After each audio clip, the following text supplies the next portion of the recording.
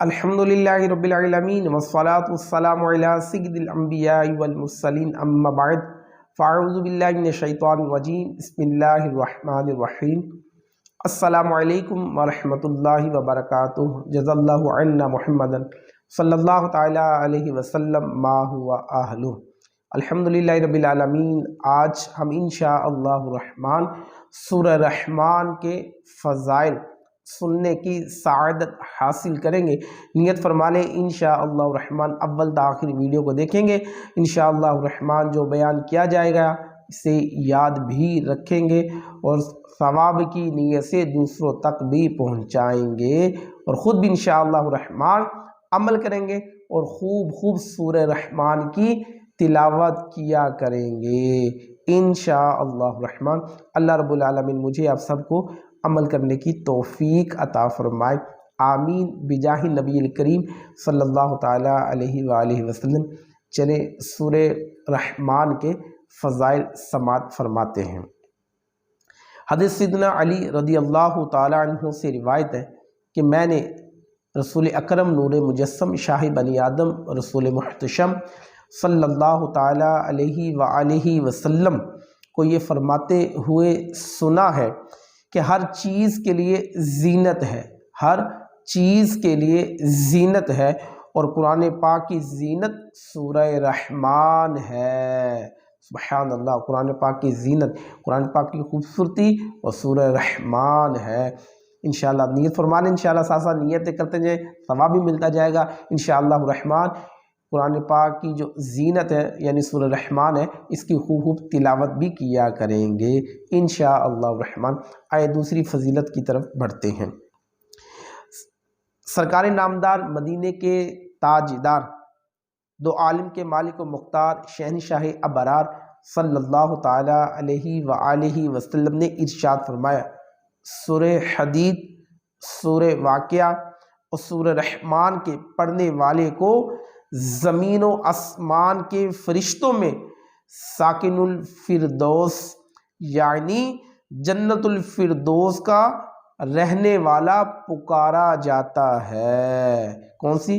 सूरह हदीद, सूरह वाक़िया और सूरह रहमान की तिलावत करने वाले को जो ज़मीन आसमान के जो फरिश्ते हैं वह जन्नतुल फिरदौस का रहने वाला पुकारा जाता है कि ये जन्नतुल फिरदौस में रहने वाला है। अल्लाह पाक मुझे आप सबको सूरह हदीस, सूरह वाक़िया और सूरह रहमान की तिलावत करने की रोज़ाना तौफीक अता फरमाए। अल्लाह पाक से तौफीक मांगनी चाहिए, अल्लाह पाक से ऐसी भीख मांगनी चाहिए जहाँ हम दुनिया की मालो ज़र मांगते हैं तो अल्लाह रब्बुल आलमीन की बारगाह से तिलावत कुरान कसरत के साथ मांगने पढ़ने की अल्लाह पाक से तौफीक हमें मांगनी चाहिए कि अल्लाह पाक हमें बकसरत तिलावत कुरान करने की तौफीक भी अता फरमाए।